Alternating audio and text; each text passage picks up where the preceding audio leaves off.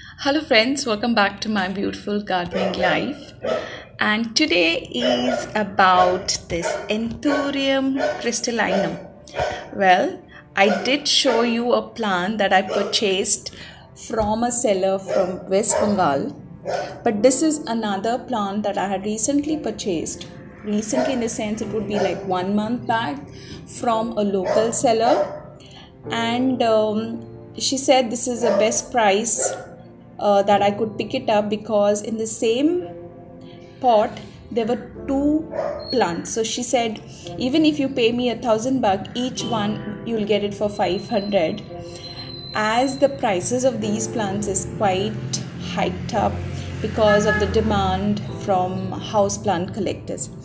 So what I've decided in this video is I'm going to share with you how I'm going to separate it or propagate it through root division, and then what kind of a soil that I'm going to use for the potting mix once I separate these two plants. So here we start. You may notice from this video that the plant is completely root bound because I had a lot of difficulty in getting it out of the pot. Yes, after wrestling quite a bit, I finally got it out.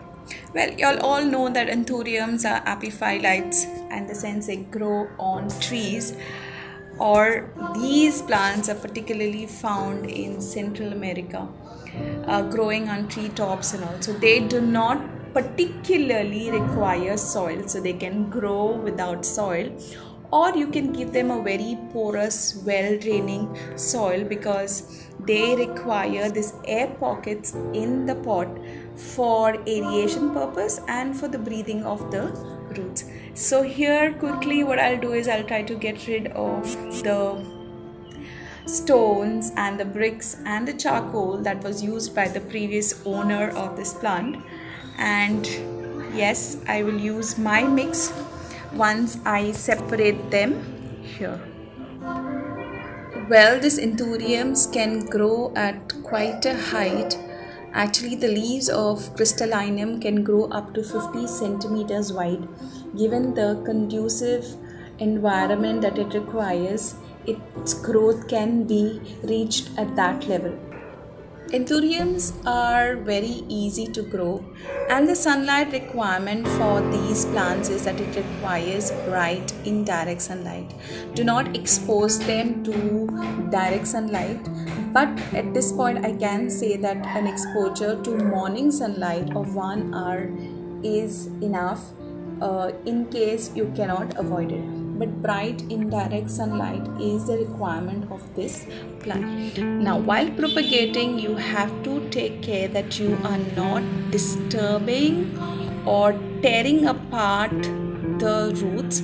So with light hands, you just try to pull aside the roots as well as the stems of these anthuriums.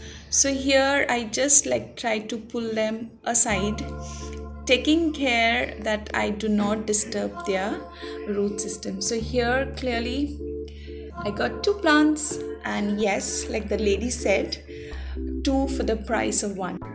Okay, so let us quickly move on to the soil mix that I have used for potting these two plants. So here I have used charcoal pieces, brick pieces, coconut husk pieces, and you can say that I have used all three of them in equal quantity. Besides that, I have used vermicompost which I dried out completely.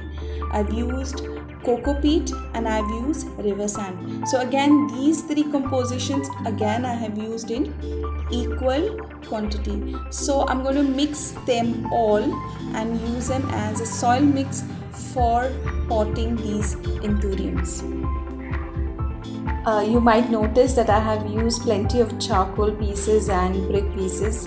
Now I've made this mixture so that there is plenty of air pockets in the pot, so that Anthurium crystallinum can, or its roots can, breathe easily. So that is the idea, to include so many brick pieces and charcoal pieces in the soil mix.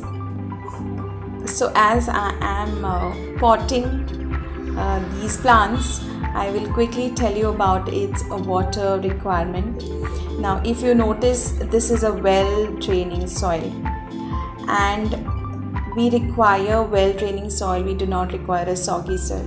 So if the soil is well-draining, it will not hold on to any moisture. Then in that case, you will have to water your Anthurium regularly during the summer.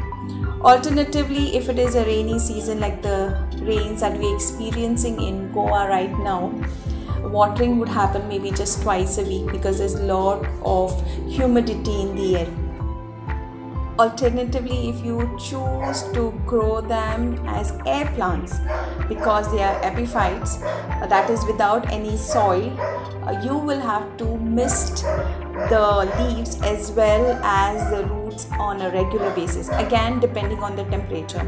If it is hot and the temperatures are high, so you'll have to mist the roots almost every day.